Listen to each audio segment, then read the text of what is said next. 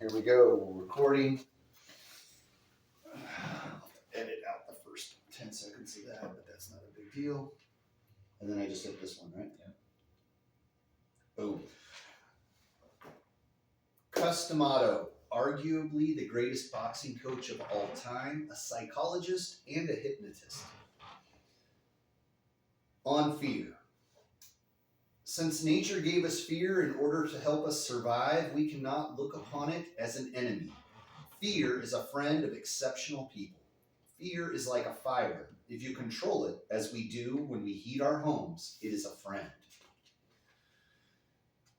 When you don't, it consumes you and everything you do and everything around you. Heroes and cowards feel exactly the same fear. Heroes just react differently.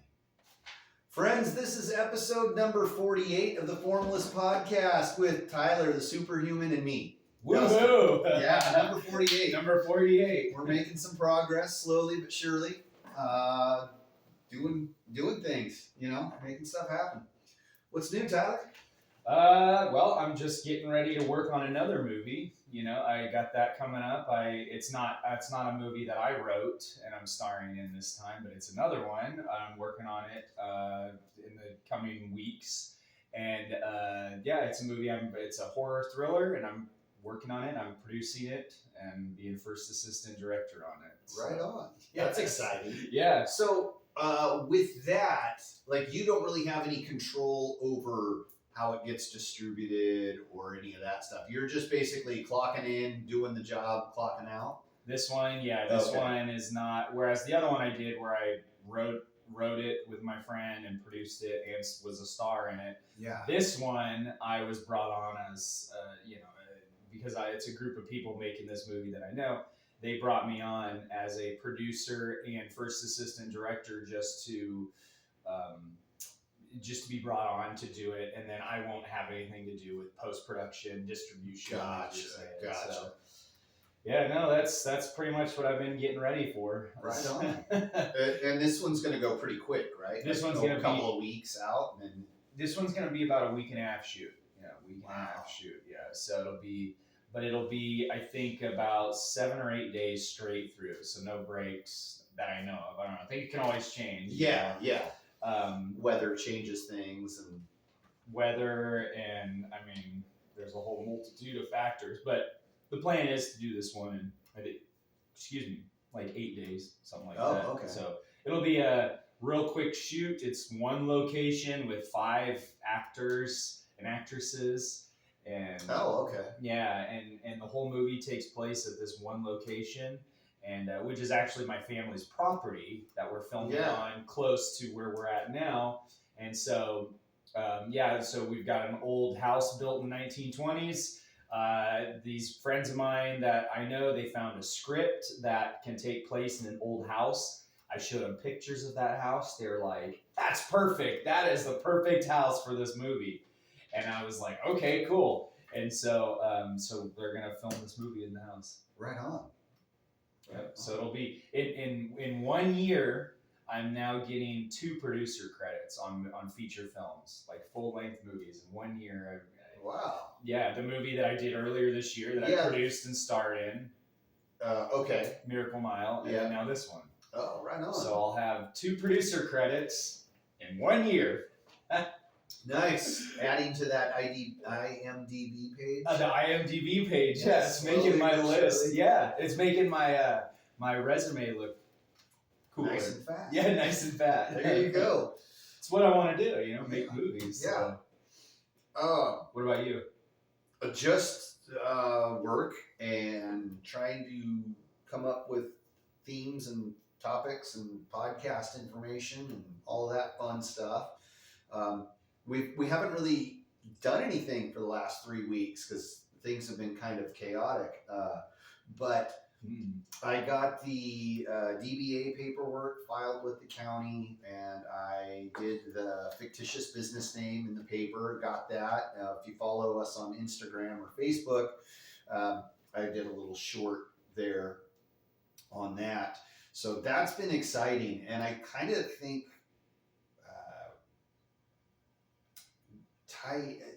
to tie this all in with that quote that I read from Customato this morning, the on fear thing, all of that stuff's been a little bit like on shaky ground. It's been a little scary. You know, it's like, oh, I've never done this before, and this is a new thing, new venture, and you kind of have to just let the chips fall where they may and take that step, you know, sometimes. And all of the planning and preparation, you can do all the planning and prep in the world, but until you take that first step, until you dive off the diving board or jump out of the plane, you never know if you can't prepare for every outcome. There's always something there that's a little bit of a shakeup or unexpected turn of events, and you just kind of have to take it as it comes. You know, There's all these unknown variables. That could come in that you can't. You have no control. You have no control of, and you can't plan for in training. Like we try to think of everything and what could come in, but there's always something that happens unexpected. Unexpected, yeah. And this has always been, I think, personally, my biggest hang-up. This is that fear of the unknown. Not so much a fear of failure. Like, I think I can handle failure okay, but like the fear of like the unknown, not knowing what to expect, has always been my hang-up, I think. Yeah. It's always been the thing that's like held me back. Yeah, like I just pump those brakes and like, oh crap, now what? You know, and it when something doesn't go according to plan in the past, I've always kind of like froze. Yeah, it's like, wait a minute, I didn't have a contingency plan for this. I don't know what to do. If I have a hard conversation with somebody and they say something that I hadn't like mentally prepared for, it just locks everything up for me. And so this is always like, this is all uncharted territory for me, you know. It's exciting, and I'm happy to be doing it, but at the same time, I'm just like, feel like I'm free falling. Like you're talking with the DBA? I'm talking about, just this whole, like where we're at now as far as the podcast is concerned. This is the kind of thing that I've always wanted, but like, I don't know, like the DBA, like the fictitious business statement in the paper. They got all the beginning information correct. My name, the address, the company name, all of that stuff is done correctly. And you go to the bottom and they put somebody else's name in it. And I'm like, who the heck is that? You know? So like, now what do I do? Do I have to contact the paper and tell them like, hey, you put the wrong name in? You know, like, well, of course you do, but like, I didn't plan for that. Like, I wouldn't have thought, because I didn't write that name down, you know? And it's a minor hiccup. In the grand scheme of things, it doesn't really matter to anyone, but does it need to be corrected? You know, that kind of thing. And so that kind of thing a few years ago probably would have held me up and like made me freeze. I don't know. You know, now really now so like a misprint on their part. Well, what would have held me up was not knowing how to proceed. Like, okay, who do I contact? And of course, our local paper is not a local paper anymore. It's owned by USA Today or some other big corporation. And so all the people that I've been talking to, like, we don't have a local newspaper office. That building is just like, I don't know what they do there anymore.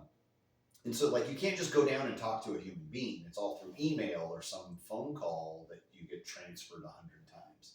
You know, so like, I don't have time to do that. You know, I don't have time to like sit on the phone for an hour just to find out if it was okay. It's no big deal. Or it's this huge error. We got to rerun it or all of that stuff. So hopefully I can get it answered with an email. I'll screenshot that little ad and send it to them and be like, what's up with this? Who's this other guy? That's this David? I know. And that's like setting up a DBA, doing business as, that's or setting up a corporation or an LLC. That's a new venture. That's like I did it, for movies, and I was like, I don't know what I'm doing. Like, and I think that's such a great place to be. Like you gotta the way I imagine it, and the way I've kind of learned about how this situation is you're Frodo, from Lord of the Rings, and you're just about to exit the Shire, right? You're on the borders of the Shire, and you're kind of like looking back at home, and you're looking forward, and you're like, oh man, that's pretty comfortable. That home right there with the bed and food and certainty, and like this is the great unknown. The great unknown, and you're right at the edge of the forest, about to go into the forest, or you're at the edge of the Shire, and you're going out, and I know. I think that's a great spot to be, because I think in that spot where there's obviously more of the journey. Me being a storyteller, there's different stages of this the hero's journey, but this is right now. This is one stage of the hero's journey is taking that first step into the forest. And being like, oh man, this is whole new territory for me. Mm-hmm. And like, it almost like, in a way, because I've gone through it, it starts shedding stuff off of you don't need, because you're like, oh wait, like I can't take this with me. I can't take my favorite chair on this journey with me. I've got to throw this, I've got to leave this thing behind, Discomfort is a hindrance. Discomfort is a hindrance on the journey. You can only take what you can carry. Yeah.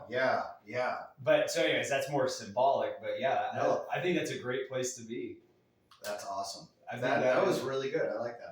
No, it's exciting and everything, and there's more to come, more exciting, scary things to come. I'm sure. It's funny you mentioned that. One of the guys that I'm trying to get on the podcast, I met just recently. Actually, I've known him since April when I started at my new job. Mm-hmm.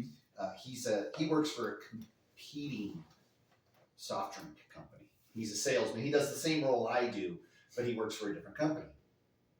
And our routes overlap a lot. Mm. So, like on Fridays, we see each other at like 4 or 5 stops. Because like he'll show up, then I show up, or I show up, then he shows up. And we're doing the same job, just for different companies. And we've gotten to talking and stuff. And he knows a couple of the people that I work for, or that I work with, just because he's been in the business for a long time, like 20 years.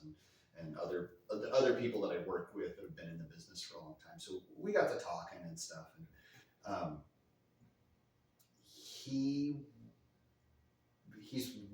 it was inspiring. We started talking about life and problems and different things. And I hope to get him on here and let him tell some of his story if he's willing to, because it was really, really inspiring. So he's a salesman, he has a part-time job where he's a personal trainer too. And so he does a lot. He's a physically fit guy. He works out a lot and stuff. And he helps people get better, get healthy. But he was telling me like some of his favorite people to work with are people that don't look the part. Yeah. You know what I mean? And like, they have some sort of drama. That was his words, I think. They have some sort of like hold up or something holding them back, physically or mentally or emotionally, and like helping them work through that stuff. And he's like, it's like a sculpture or something. Like you can see he goes, if you care about what it is that you're doing, and he, like, you could tell, like, he really cares about it. And it was really cool. But he's like, I could see potential in people. And I could see, like, what they can do if they just applied themselves in the right way. You know, it was just really cool. And I hope to get him on here in the next couple of weeks and talk with him, because it was really, really cool. I'm going to meet with him later on this afternoon and try and twist his arm a little bit. So you're saying he, like you said, works with people. Mm-hmm. He likes to work with people that have something to overcome? Not necessarily like bodybuilders or anything like that, but like maybe somebody has an injury or just is in poor health and wants to become healthier. So he really likes working with those people that you wouldn't typically think belong in a gym. If that makes sense. Yeah, like somebody who only has one arm, or maybe they're just like out of shape and they never worked out in their lives, and like they're like, okay, obviously what I'm doing is not working and I don't feel good and I want to feel better. That kind of thing, I believe. I don't know. I'll have to get him on here and let him tell the story. But it was really inspiring to just hear somebody else tell their, like, you could tell, you know how like when you talk to somebody and they're really passionate about something, whether it's politics or religion or physical fitness or whatever the case may be, painting, they get all animated and they're like really excited. You see this fire light up in them. It was like that with him. Yeah, it was really, really cool. And it's funny because I've known him since April, and he's always just joking around. He's very happy-go-lucky type guy. And he calls me sensei. Because one of my coworkers let it out of the bag that I train martial arts and all this stuff. So every time he sees me, no matter where he's at, he bows to me and he calls me sensei. And it's hilarious. It's hilarious. And everybody else is kind of looking at him like, what the heck? Because it's not like I like carry a banner around like I'm a black belt, or you know what I mean? Like I don't go telling everybody that. And so we got to talking, and like that's how my interaction has been with him. It's all been like jokey, funny, laughing, not serious. Well, last week, for whatever reason, we had a little bit of time, and we just like started talking. And I told him about our podcast and everything, and he was telling me about the personal training, because I know what it is. I asked him what else he did. Like, what else, like I know you work, obviously, because I see you working, but like, what else do you do?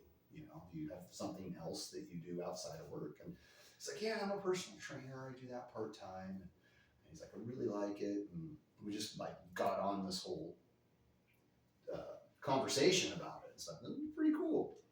So, yeah, it was neat to see a whole different side of him, because I wouldn't have pictured it, other than the fact that he's pretty physically fit, and like you can tell, but like he's so jokey, like happy-go-lucky kind of guy. Like to see a different side of somebody like that was pretty cool, and like, oh wow,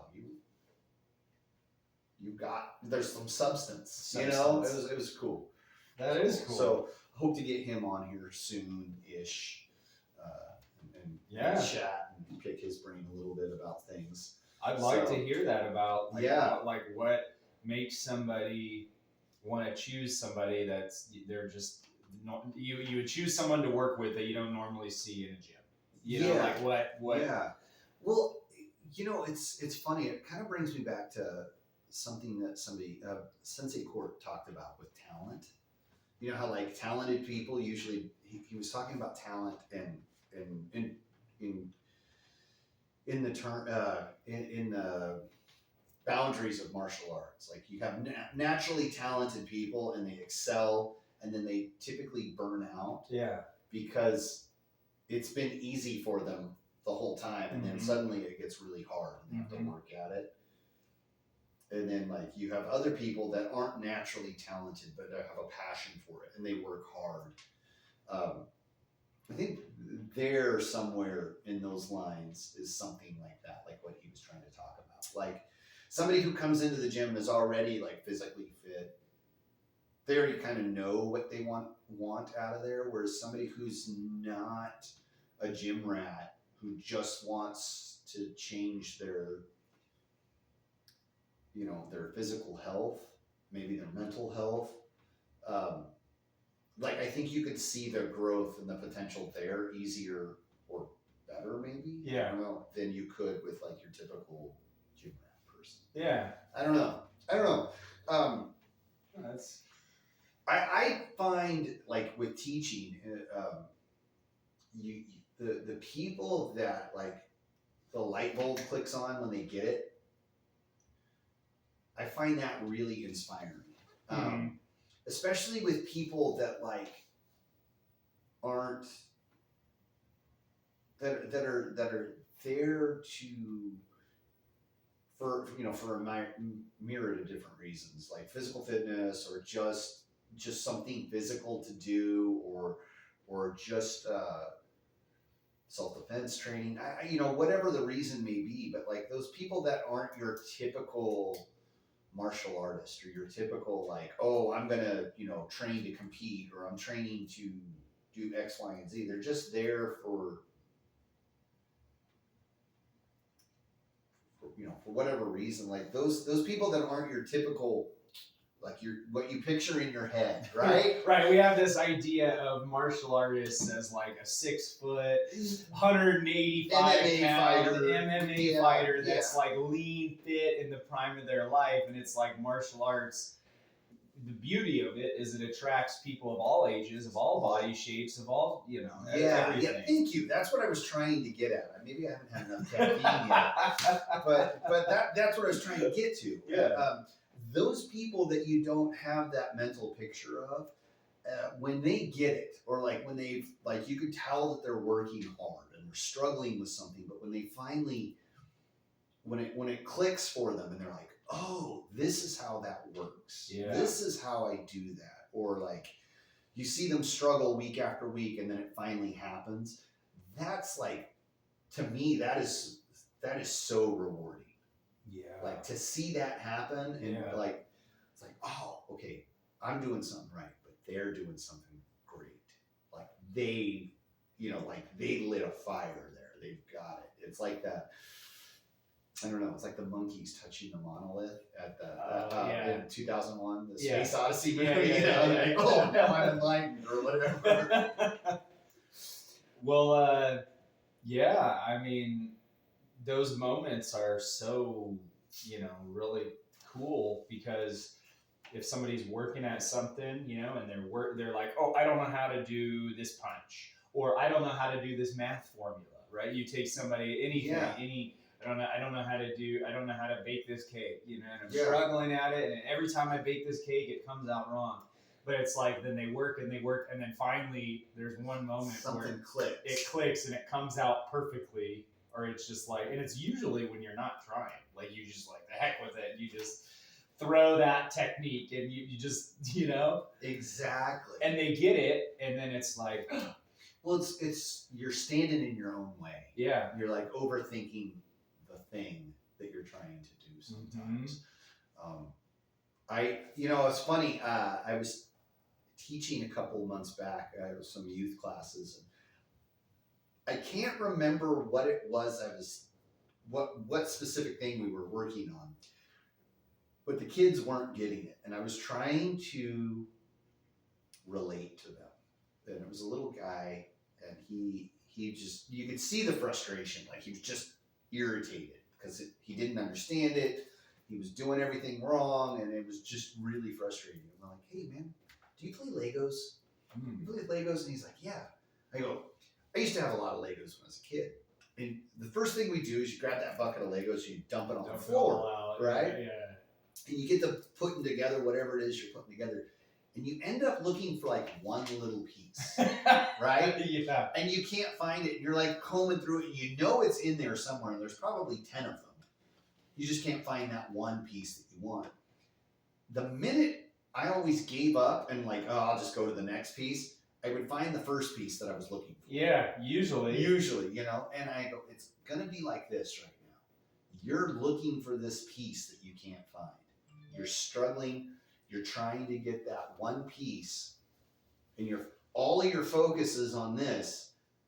If you let go of that for a minute, just take a step back, I go, you'll find it. You'll find it. You'll figure it out. And he kind of looked at me like, how does that relate to what we're doing here? You're crazy bald guy, And but it worked. Like it worked. I would just take a deep breath, relax for a minute, let go of this one little thing here, and move on. Move on to the next thing, and you'll figure that one thing out. And it was cool. It was cool, but it's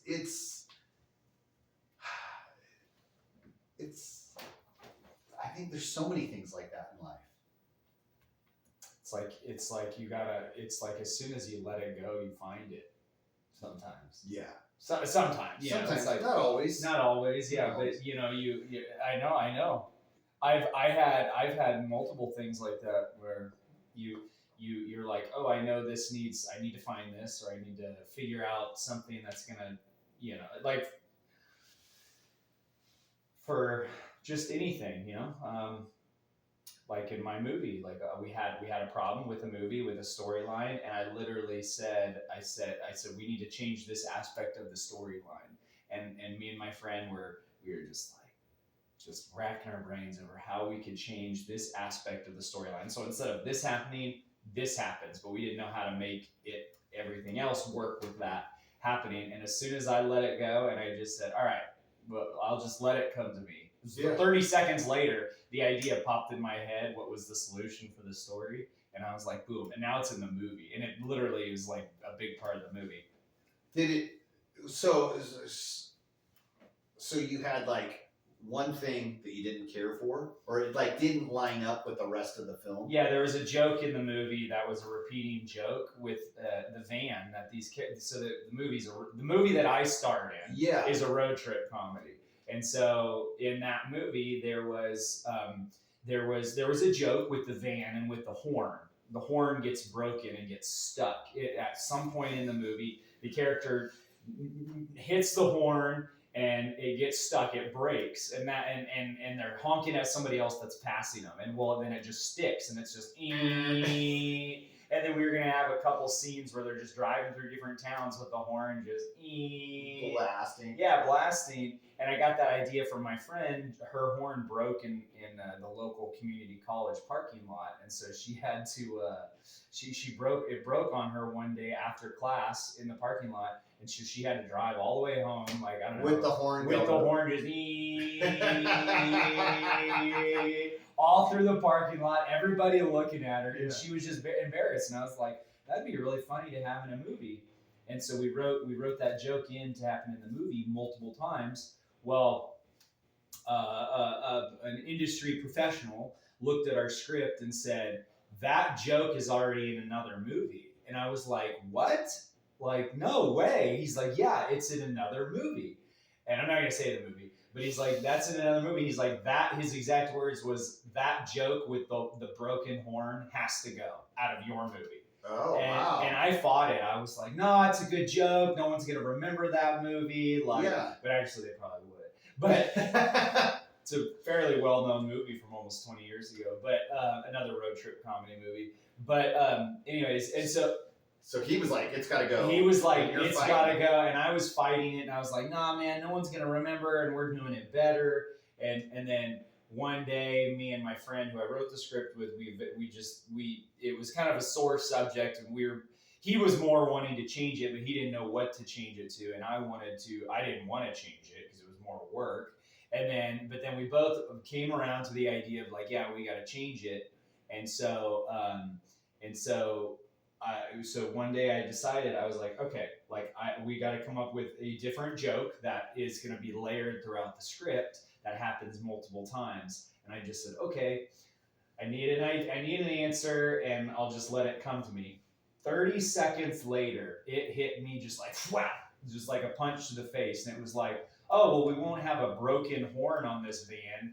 We'll just make it a former ice cream van, and it's got a speaker on top with a handheld microphone to talk into it, and then it can blast voices everywhere. So these characters are driving in a former ice cream van from Idaho to Northern California, and so we'll have that joke instead. And it totally, you know like ice cream vans have the microphone on top that blares music? Yeah, so we were like, oh, well, we'll just have that instead, and it'll be a former ice cream van.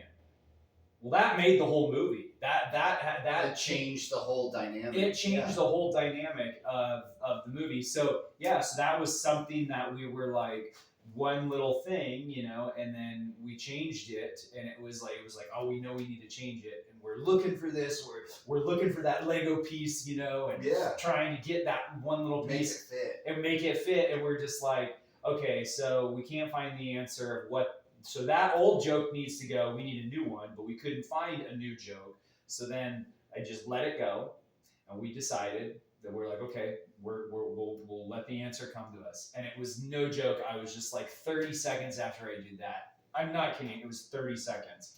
And I had the idea, and I called my friend up, and I was like, dude, we gotta make it this. And he's like, yeah, we do. And so it was an even better idea than the original. Sometimes you find that Lego piece, and the piece you find is actually a better piece. That's awesome. That is awesome. So the PA system worked? The PA system, yeah. That's the word I was looking for. The PA system worked? On the van? Does it work in the van? Well, what we did is we bought a PA system on Amazon for like 50 or 60. But no, I think it was $70. Yeah. And then we just installed it. I would love to have one of those on my car. So yeah. They're illegal to have. They're what? You're not like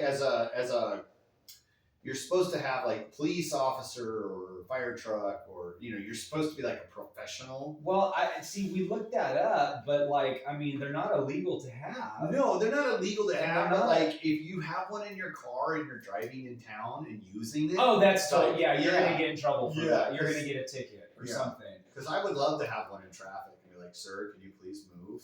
The light is green." Well, I'll just say I've had my fun with it. I bet. Move your ass. Yeah. So anyways, you can get them on Amazon. A PA system. That's the word I was looking for. And they're just really fun to talk on. And I was like that's a great idea. It's because one of the characters in the movie, he's got a big mouth. He talks a lot and talks a lot of crap to people. Yeah. And so you give him the PA system, and he starts talking. He's got an even bigger mouth now and a louder mouth. You know, he gets to imagine somebody in a van on a road trip. Yeah. That all the crap they could talk to somebody. Oh, for sure. Egging people on with a PA system across country road trip. So anyway, so that was that. So that was the Lego piece we were looking for, and then we found it. And so that's a recent one that I can remember. And it's interesting too. Is sometimes you're looking for. You told that story a long time ago about Bruce Lee. You told that story about Bruce Lee and how he was working on something, and then his teacher. Oh yeah. The whole water concept.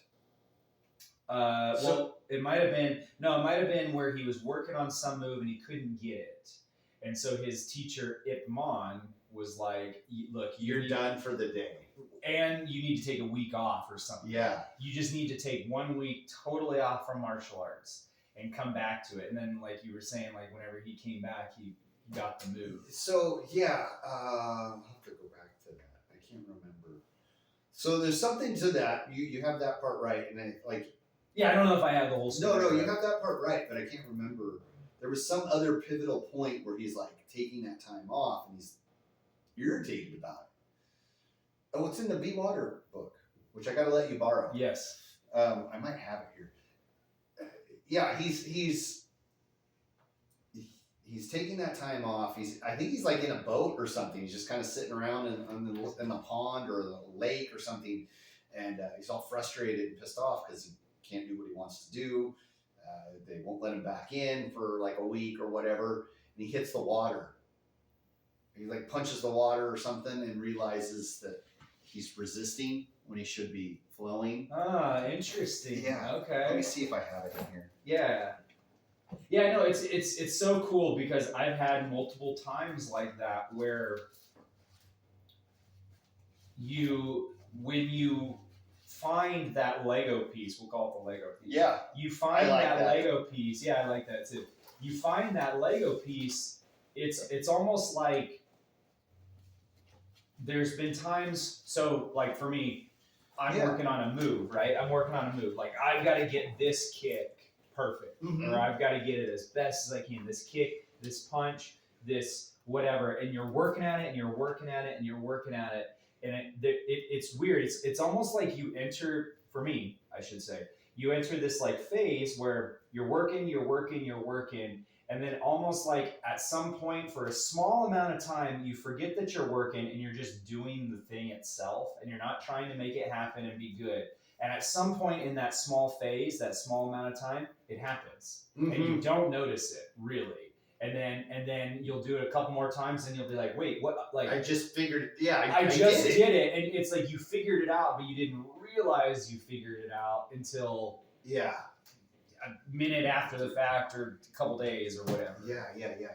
And I think that those are beautiful moments, because it's like you find those things when you said, "Oh, I can't find that Lego piece," so you just kind of like, okay, move on, and then you find it. Yeah.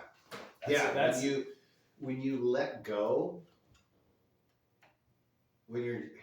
it's almost like you're just going through the motions at a certain point. Like, okay, I'm progressing. You hit a plateau, and you're like, okay, I know that if I just keep doing this, eventually I'll figure it out. And so you almost just like let your body go on autopilot. Yes. And you just start doing it, and you're like, okay, you're thinking about something else, and then all of a sudden it happens. It happens. Boom. Yeah. That's it. And that's a beautiful moment. Yeah. That's, I mean, it could be anything too. It could just be, it could be martial arts. It could be golf. It could be, you just go on autopilot, and you're like, okay, I just got to do the thing. Yeah.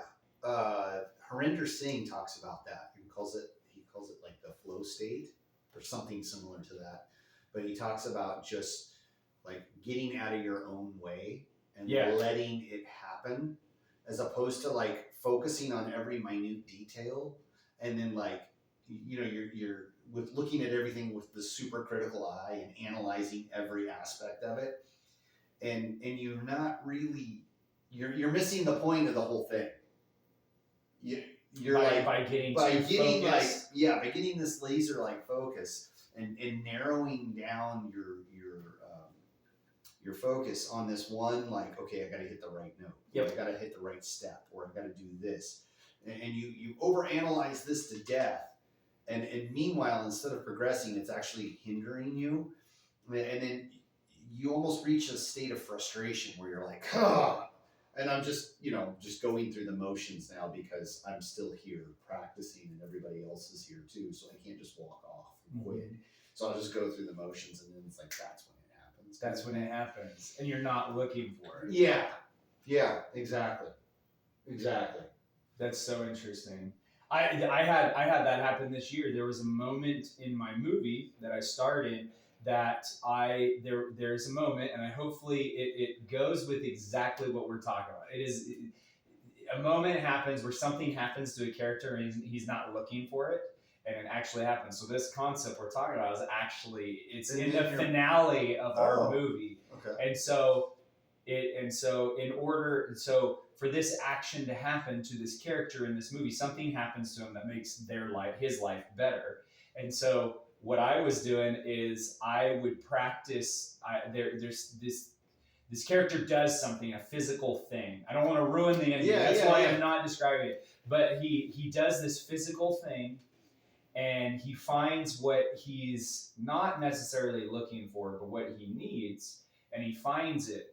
Well, whenever I was practicing for this thing to happen, I had to do a certain amount of move and a certain amount of steps. Let's just say my character had to walk. Well, I practiced for hours on end, hours and hours and hours on end to get this movement perfect. I did it even to the point where I was like, I've got this. I just kept doing it and just doing it like on autopilot. And the day for filming came, the day that we had to film this scene, and this was one of the last things we had to film that day, was my movement and what's happening to my character. And it's essentially my character standing up out of a chair and walking. I'll just leave it at that, and standing up out of a chair and walking, because it would ruin the movie or ruin the ending. And so my character stands up and walks and something happens to him. And so I had practiced that over and over and over. And the day came and we were filming, and we had 100 and some extras that were in this room that we were filming. We had to film their stuff first, then film my stuff. Oh, like from two different perspectives. Yeah, you move the camera around and you get different camera angles. Okay. Is what it's called. And so anyways, and so because we had to film with 125 extras or whatever it was, we got kind of behind schedule. And so then as it got later in the day and we got closer to doing my stuff, I was like, we're not going to have time to make our day. We're not going to have time to like really practice this and work this out. Sometimes you've got more time on a film set. Yeah, where you can take multiple tries at it. You can work your way at it, and sometimes you're like, nope, we got to do 2 takes and that's it. And that's all you got, And I think we did, I don't know, probably 8 or 9 takes of my character getting up and walking out of this chair. But like I got up and it did it, and there was not one, and I did the movement, and it's perfect. And it's almost like I had perfected it in the practice of getting up and doing this movement. I had perfected it because then on the day of we were behind schedule and we didn't have all the time, and so luckily I was able to nail that move every time. And they didn't, if anything, there was mess ups. It was on maybe the movement of the camera or like the audience, the lighting, the audience, But because I had practiced, and I'm not saying this to brag, I'm saying on the day of, I knew we might be running late that day, and so I practiced it so much because I was like, I just got to nail this. Like it's like I've got to nail it when we're filming, and so I did. And so like the last couple of days, it's funny we're talking about that. I've realized that practice and just practicing and then going on autopilot. And then the day of, when I had to do it, I wasn't nervous. I was like, if anything, I was like, let's do this. I've got this. Like, I was like, I put the work in. I practiced, and there was just a switch in my mind where I was like, I put the work in. I've got this. Like, I know it. And I had to do it in front of like 50 people. So then you got the pressure of like performing people watching. And I was like, nope, I've got it. And I just like, I knew I had it. And then when every time I nailed it. And maybe there was like little adjustments we had to do here and there on the camera and the lighting and the audience, but I nailed it. And it was one of those things where then I realized after the fact, I was like, oh, I had found it in my training, and I was just ready to do it on the day of actual filming. Mm-hmm. But I had found it in rehearsal, and I wasn't necessarily looking for it. I was just doing it. And then the day of, I was like, I've got this, and it just nailed it. And it's flawless in the film, and it's flawless, but not because of talent. It's just flawless because I put in the time. Yeah. And the effort, and just like, I the first bunch of times I did it, I messed up, and then it eventually started getting better again. Well, and at that point you kind of knew everything you needed to do. Everything, yeah. I knew my character got up, I knew how many steps he took in this direction, and then I knew how many steps he took in that direction. And then on the day of, the director changed it. He's like, well, you're only going to step 6 steps in this direction. And I was like, or it was 5 or 6. I had been doing 6, and he's like, only do 5. And I was like, boom, I got it. I was like, because I had practiced it so much that I was like, even ahead of time, I was like, well, he might change it because of the camera, that I have to take 5 steps instead of 6. Yeah, or 5 and a half. Because of the space or the crowd or lighting or any number of different factors. So it was just that prep, and then I found that Lego piece, and I wasn't looking for it. Right on. I love that. I think that's going to be the name of this episode. Looking for the Lego piece. Looking for the Lego piece. No, but it was just a real profound moment for me. Like that goes with what we were talking about. That it was just practice and autopilot, and you found it, and then I didn't know I found it, and then I realized it later, and so that's awesome. That's pretty cool, and that kind of goes like with what your friend was saying. Like he was saying with he likes to work with people that have something to overcome, and then when what were you saying? You work with him. You work with them, and what was he saying? You work with this person, and they have all these hangups. The hangups. You have all of these little challenges in their way. I'm overweight, or I have I got an injured arm, or I'm diabetic, or blah, blah, blah, blah, blah, all of this stuff. And he goes, you just kind of whittle away the things, little pieces at first, little things, little hang-ups, little issues. And you get rid of that. And then you slowly get to the bigger stuff. And he goes, it's a complete transformation of the mental health, the physical health, the emotional health of that person. And it didn't come just like that. It came through like working through it. Oh, I'm a little overweight. I'm a little... Yeah, over and over and over again. Over and over. I think what you talked about with talent, I think that's brilliant. The people that are talented will... Not always. Yeah. If you have talent, if somebody has talent, we're not putting down on that. But generally, in general terms speaking, somebody who's super talented, typically it comes easy to them. Yeah. So then when it gets hard, they don't know what to do with it because it's a challenge now. I think that's for the majority of people. If something comes easy to you, it's not a challenge. It's not hard. But if it does become a challenge, that's when the rubber meets the road. That's when you have to decide, like, okay, is this worth it for me? Is this effort that I'm going to put forth, is it going to pay off? Is it worth it? Whereas somebody who's just passionate about it or disciplined about it to do it every day, regardless of the difficulty, makes the difference. Makes the difference. Just showing up, walking through the door. Oh man, the fight's always with the door. The hardest fight's always with the door. We've heard that. That has been my biggest struggle right now, lately, because I'm here on Monday because I made a commitment. So I'm here every Monday. Sometimes I'm late because of work, but I'm here every Monday. And the rest of the week, though, it's been, I'm working 60 hours a week. Yeah. So sometimes, and I start no later than 5:30 in the morning. So sometimes, like, there's actually time for me to come down here in training, but I'm like, I'm burnt out. I'm done for the day, And so I've really been struggling with that for the last 6 months. So I understand. I've heard that term before. The biggest fight's with the door, just walking through that door, or stepping on the mat, or whatever term you want to use. And I've always been like, whatever. That's not a fight. Like, just come out, just do it. Now I'm like, I'm living that. I'm understanding that completely. Wow. So. And the fact that you're living it and understanding it sounds like you're not on the other side of it. Not yet, no. But you will be. I'm going to be. And I think the fact that... But my ego was like, that ain't ever going to happen to me. And sure enough, it totally happened. But when you're on the other side of that, and you're able to...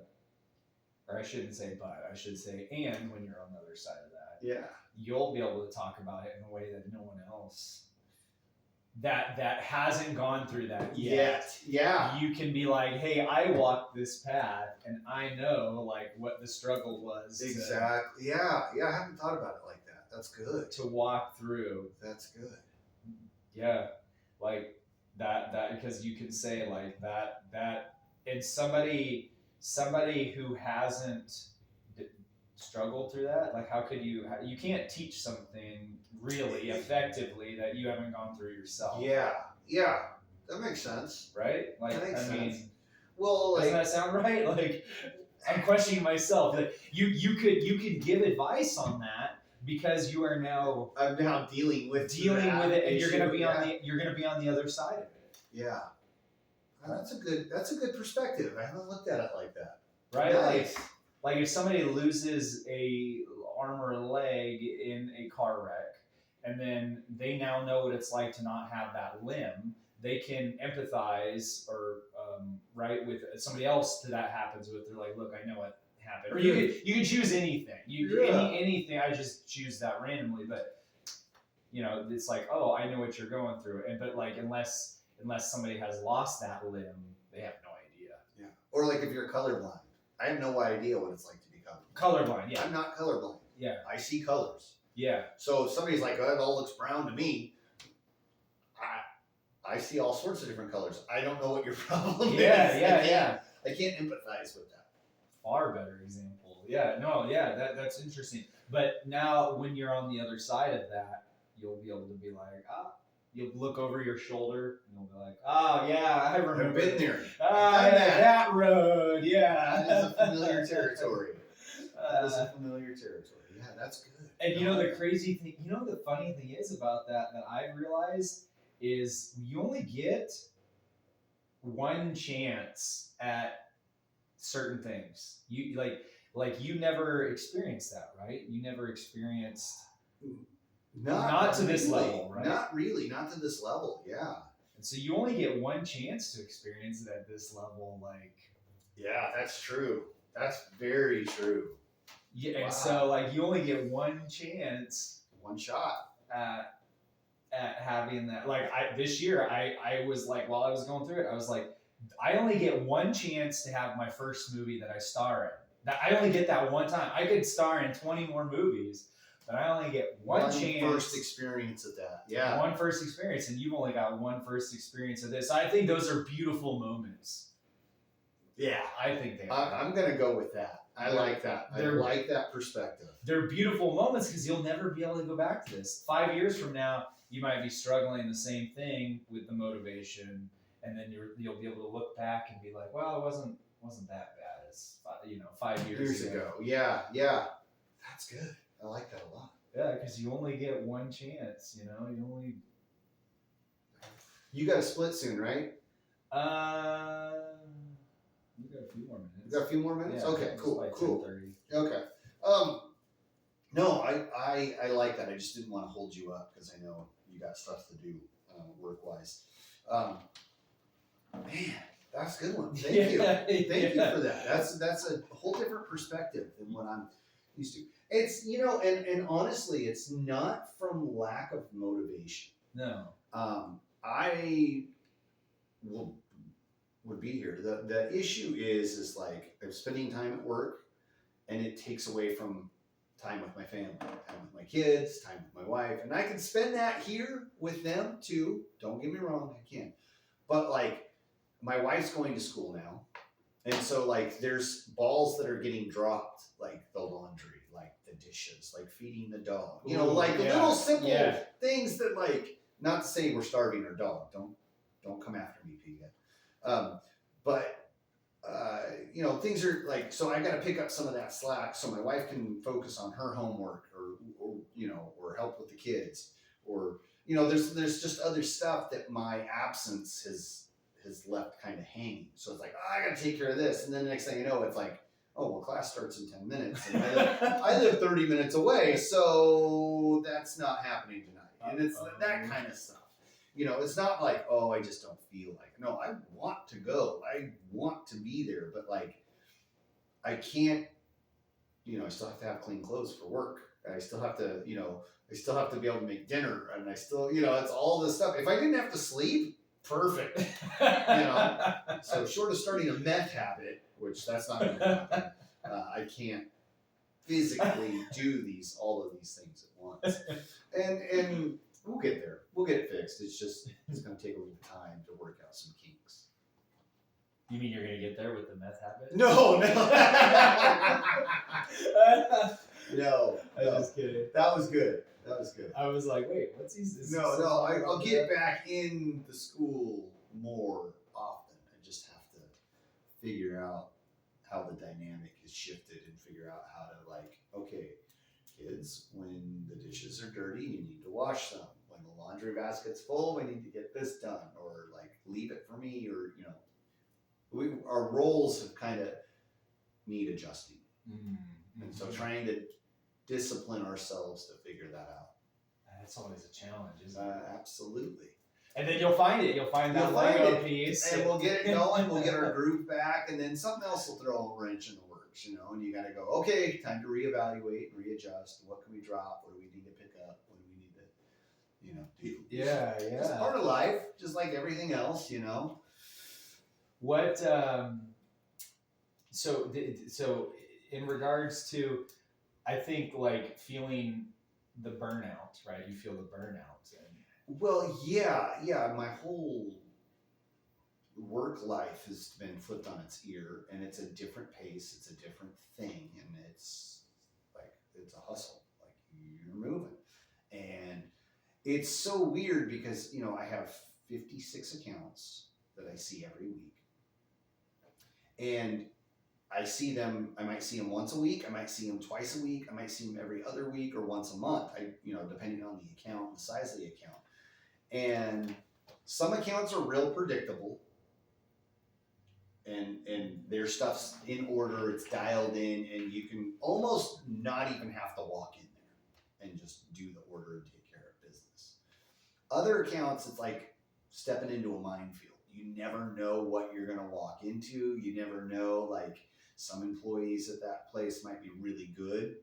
Some of them are worthless. Some of them have things dialed in, but they don't work that shift all the time. So you step into it and it's like, oh, it's all good today. I don't have to worry about taking care of this stuff. I can put this on the shelf and write the order and I'm done. Might take me 20 minutes. Some places you walk in there and you're like, okay, I'm going to be here for 4 hours today because it needs to get taken care of, and product that's in the back room and not on the shelf doesn't sell. Right. So somebody's got to put that out there, and nobody's done it since last week. So guess who's it? Yeah.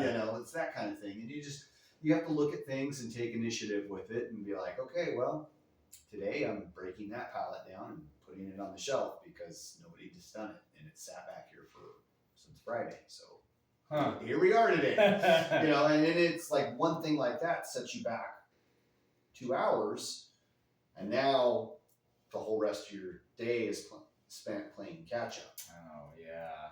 It's that kind of stuff, and it's draining. And it burns you out. And you never know. So like and it's especially stressful. Like if you plan for something, like okay, at 3:00 I'm meeting Tyler, and we're going to do this and this and this. If I get one of those things that screws up, the day, now it's like, okay, who am I going to shortchange on the next 4 stops so I can make up that lost time?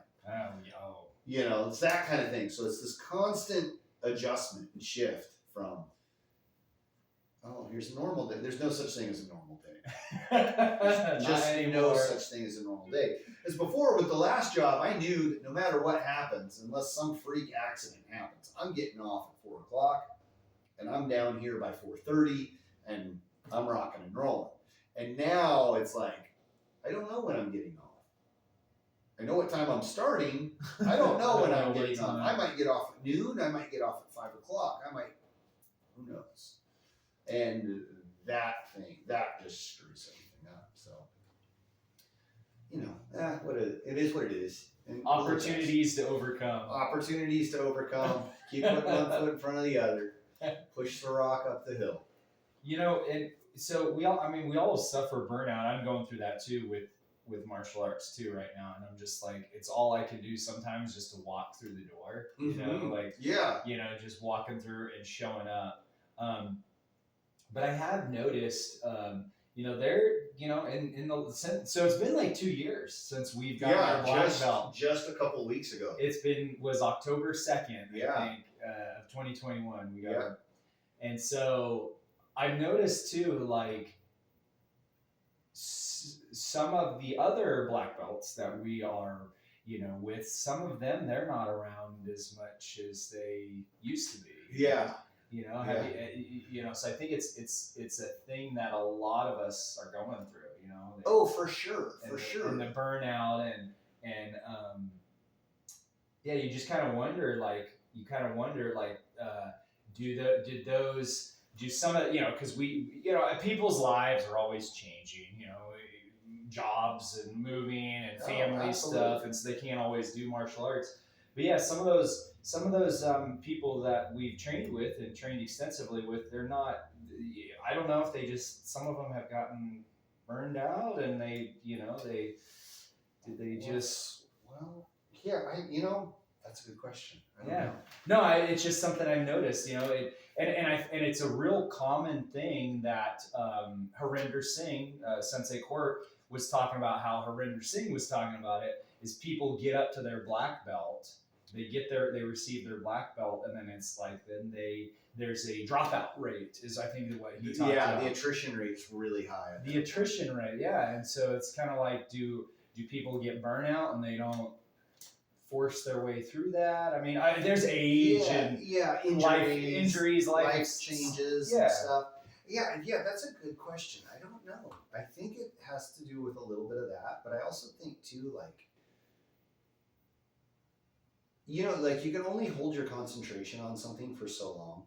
Yeah. Right? Like we were talking before we started about reading, and I'm reading the Meditations by Marcus Aurelius.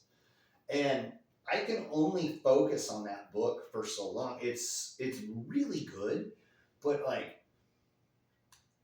about 3 pages is all I can manage, maybe 2 sometimes. And then it's like, I can't focus. I can't stay on with what's happening here.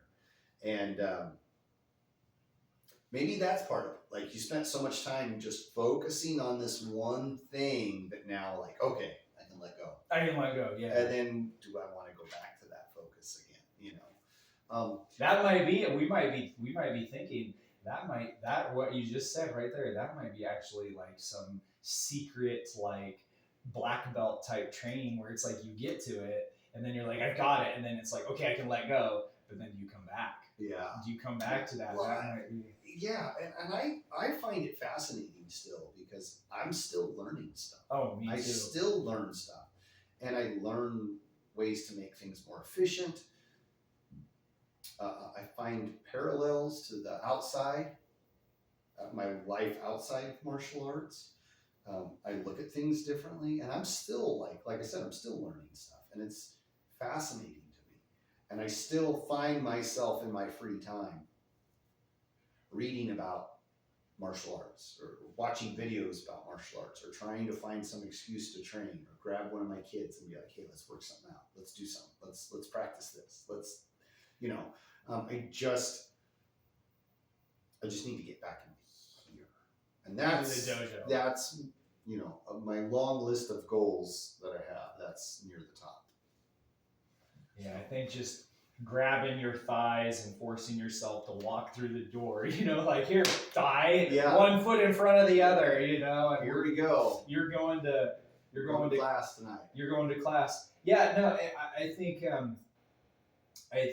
there's definitely something to be said about like as soon as we got our black belt, like our black belts, like I was like, okay, I need a break. Like I need a break. So like there's that, and that's a distinct thing than just slowly, I'm gonna take a week off and then you come back kind of halfway for another week, and then you're like, I'm gonna take 2 weeks off, and you come back halfway for another week or so, and you're like, I'm gonna take a month off, like, and then it just slowly whittles away and gets. Next thing you know, it's been 6 months, and you're not training, and I don't know. Which then that brings the question of, do people, like, I'm sure some of it I'm sure is people lose interest. They lose interest. They just, right? Like people lose interest in it. I'm sure. And maybe that's partly due because they're not learning anything new, or they're not pushing themselves to learn something new. That's part of being a black belt is you can't sit there and be like, feed me. Like you got to seek it out yourself now. And you're the one that's like now turning around and feeding other people the new knowledge, the new skills, the new techniques, tactics, whatever. But like we get older, it's like we got to find ways, or not older, we get more advanced with our black belts. We have to self-generate that stuff. And it's like seeking that stuff out. Like for me, I've been really going through, really fighting the burnout too. And so what I told myself is it was just burnout. And I was just like, man, like it was all I could do just to come in the last 6 months, just to make it into the dojo. Yeah. And on top of all my career movie stuff. But so, and then I was like, well, I've got to start taking my training, I have to take it in a direction that I want to go, that's fun. And that's why I've been working on recently, like jump kicks, jump spinning kicks. Okay. These flashy, fun moves that aren't super keep you going. Keep me interested. I've been watching a lot of the old Power Rangers episodes, and so I'm like, I can do that. I can do that. I can do what Tommy does, jumps in the air and kicks with both legs. Like, I grew up watching this stuff. Like, I can be the Green Ranger. Like, so it's like one of those things where I then had to be like, oh, like I need to take my training in a way that where my interests are, and because I want to do movies, now I'm like, okay, now I need to start working on these flashy spinning kicks, these flashy jump spinning kicks, because I want to put that in movies and shows one day, and so like that's where I got to take it. And a lot of the it's kind of embarrassing. Like I'll be practicing before or after class, and I'll be doing a kick not the right way according to our art. Cover your head and groin while you're doing the kick. I'll be doing it where I'm not doing that. My arms are just flailing as I'm doing a spinning side kick or something. And I know people are like, wait, that black belt, he's not even covering his head and groin. Yeah. He's not doing that right. He's a black belt, and it's like, it's okay. I'm doing this. Something different. I'm doing it different, and I'm mixing it up. And that has rejuvenated. Re-sparked it for you? It's re-sparked it. I'm trying, and I'm doing a lot, a lot of classes, I'm doing handstands, Brighton, your wife, she was doing some with you. She was doing some. And then the other night I was like, Brighton, are you going to do some handstands right now? And she was doing something else, but she didn't want to at that moment. But I was like, come on. And she's like, oh no, I'll get back into it with you. And so, it's just like finding those new things, and like what keeps that going. Yeah, what's keeping that spark alive? What's keeping that fuel going for you? Yeah, that makes good sense. I like that. I always have this vision of like 200 years ago. I've had this thought of like maybe like a sword maker, right? Like 200 years ago, and maybe this guy started apprenticing at 14 or 15, right? And so he learned the trade by the time he was 20. Well, when that guy's like 60 and he's still hammering on the same anvil with maybe a different hammer, but he's doing the same thing he was doing, maybe pounding the metal for a sword, right? Yeah. And he's pounding the metal for a sword, and he's doing the same thing at 60 that he was at 20, 40 years later. Does he ever find new things? Does he ever see new things, or does he just keep hitting that, and making beating that steel into something? Does he keep doing that? And is he just showing up for the day and just being like, I got to go through this, or is he looking for something new to learn, or has he just said, well, I know it all? Is he he's been doing it since he was 60, or since he's 15, right, when he started apprenticing. He's now 60. Let's say, so does he just show up and just do the thing for 3 more years, and then he all of a sudden finds something else new? He finds some new way, new cool thing to do to a sword, to make it better, or to make his own practices and work refined a little bit more. Do people do that? And I to me, that the answer is yes. Eventually, you become such a high level master at whatever trade, making swords, being a salesman. Somebody becomes such a high level that I think at some point the newer knowledge comes not as much as it did, right? Like when you're a white belt, you're learning all this new knowledge, and you're like, this is great, all this new knowledge. But then you get higher up, there's always more to learn. But it's more less common, right, to find newer things, right? Because you've learned so much, right? So it's more of a search to find newer things. But I think about that the guy making the swords, like, does he in his mind, when he's pounding on a new sword, does he just say, well, I'm just going through the motions, I'm not learning anything right now, but I might, and then like 3 years later when he's 63, he has an epiphany and figures out some new way to forge the metal. Yes, figures out some new way. Like, I always just think about that. Like, we live in a day and age where we can shift careers and go get different training, and we can change things in this day and age. But 200 years ago, that's not. You were what it is that you were doing. Yeah, you apprenticed under someone or something, and you did that thing for your whole life. And like, did those guys ever get bored? Oh, I'm sure. Did they give up? Oh, I'm sure there's some that gave up. But at some point, did somebody, that guy hammering that sword, he showed up day after day and just kept doing the thing. And you wonder if those new Lego pieces that he found, if they came and like, did he find a big Lego piece one day? And he's like, oh man, I found this cool new way to cast a sword or whatever it's called. It's just fun things. That's awesome. Like my dad, he retired from horse training late last year or this year, and he has rode thousands of horses. People would bring him a horse, and he'd break it so that they could ride it even better. And so I always wondered, like how much more new stuff was my dad, finding? Was it always the same thing, or was there some little trick to like, oh, hey, I just kind of figured this out today? Yeah. But like at like 65, did he figure something out, something brand new? Or, when he got to, because he was about 60, no, he's about 70 when he retired from horseshoeing and horse ferrying. And that's, riding thousands and thousands of horses his whole life, putting probably hundreds of thousands of horseshoes on somebody, maybe thousands on horses. Did he ever learn or see anything newer in his later years? And I'm sure he did. It's just something. It's just funny to think about that. Because as I'm getting older and as I'm refining my black belt training, it's almost like there's less that I see. But I know you never want to close that book and say I know everything. Like clearly, right? You never want to. You really shouldn't want to close that book. That reminds me. Have you ever seen Jiro Dreams of Sushi? No. It's a documentary about this sushi maker. Oh, I know what you're talking about. And there's like two. It's like it's in a Subway or something. It's like a very small restaurant, a sushi bar, and Jiro is this famous sushi chef, and his son. And they come from people come from all over the world. Yeah, all over the world, and like his son has been making rice for like 30 years, and that's his job.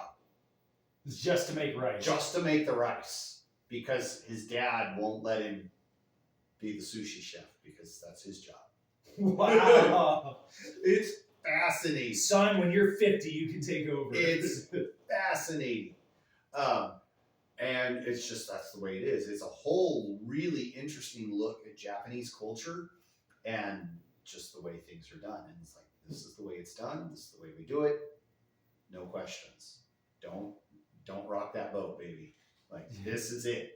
It's interesting, but it's kind of like that whole thing. Like it goes through, like he goes to the fish market, looks for the right fish, looks for, there's tuna in certain grades, and he's going through, and there's a certain way to cut it, and there's a certain way to sharpen the knife to prepare for it. Everything. It's fascinating. Yeah, it's and that really good. The way I heard it, I haven't seen it, but I want to see it. And the way I heard it described is like that guy will prepare the sushi, right? Mm-hmm. And then he'll just like put it in like the little restaurant he has is like, it's like a bench, it's little like hole in the wall. Yeah, it's like I think it might be the size of a 2-car garage, maybe.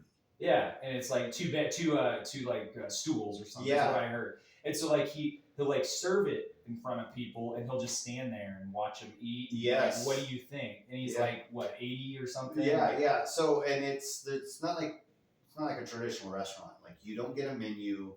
You go in there, and it's like, this is what you're eating today. And he preps it. Here you go. That's right. Yeah. Like, there's no like you can't don't go in get there and to be like, oh, I'm choose. gonna have sashimi today. And like, no. You're having this today. This is what you get. Ever since I heard that story, I wanted to. That would be It's a fascinating documentary. It's really good. It was on Netflix for a long time. What was it called? Jiro Dreams of Sushi, or Jiro. I'll have to look. We'll Google. I'll a get guy the that name. makes sushi in Japan. Yeah. It's really good.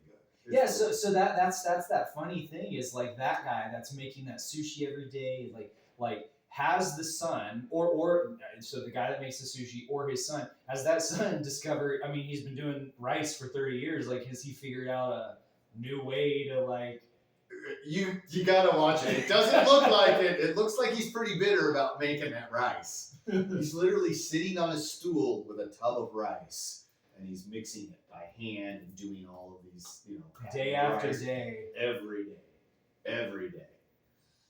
But does he learn new things? Like I'm sure he does. I don't know. It's been a while since I've seen it, but he talks about like how this is what they do. They're sushi. They have a sushi restaurant. This is it. And the documentary, the filmmaker at one point is like, are you worried that when your dad does retire or passes that like the business will die? Because they're coming for him. Like the people that come there come because Yuri is making the sushi. They're not coming because like on Tuesday, Joe's making the sushi. It doesn't work that way. Yuri's there every day making the sushi. And that's what people are ranting and raving about. And he has a technique for like patting the fish and putting the rice on, and you use your 2 fingers and you do it a certain way. And like every day he's like checking his son when he does the rice and how it's like, no, and he corrects him. I mean, it's crazy. After 30 years. Yeah, it's crazy. Like that kid's like, and he's not a kid. He's an older man. It's like, I'm sure he's like, you know what, dude? I can pat some rice. I don't know. Yeah, you got to cut it. All right, friends. Thank you very much for joining us today. Check us out on all of the social media platforms: Facebook, Instagram, Twitter. We don't do TikTok, and that's it. We'll catch you next week for episode number 49. Have a good one.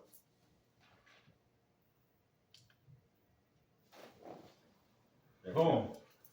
That was good. All right, normally I talk, but I gotta go. You gotta split. The generator plays close.